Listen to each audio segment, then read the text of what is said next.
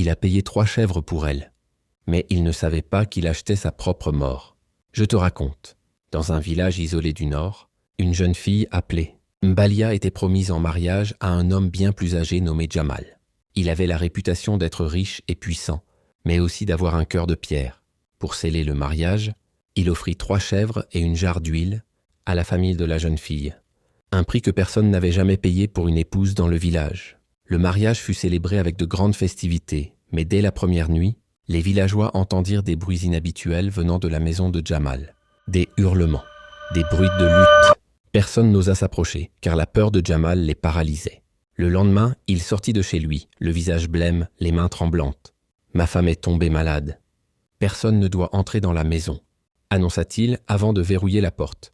Pendant des semaines, des murmures parcouraient le village. Certains disaient que Mbalia était morte. D'autres pensaient qu'elle avait fui. Mais une vieille femme, connue comme la guérisseuse du village, prétendait entendre encore sa voix dans le vent chaque nuit. Elle pleure. Elle appelle la vengeance, chuchotait-elle. Un soir, un groupe de jeunes hommes du village décida de percer le mystère. Armés de courage et d'une vieille lanterne, ils s'approchèrent de la maison scellée.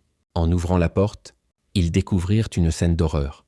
Des inscriptions sanglantes sur les murs et une silhouette, immobile au milieu de la pièce. Mais Balia était là, mais son visage n'était plus humain. Ses yeux brillaient d'une lumière surnaturelle et sa bouche murmurait un seul mot. « Justice ». Le vent se leva soudainement et les jeunes hommes prirent la fuite.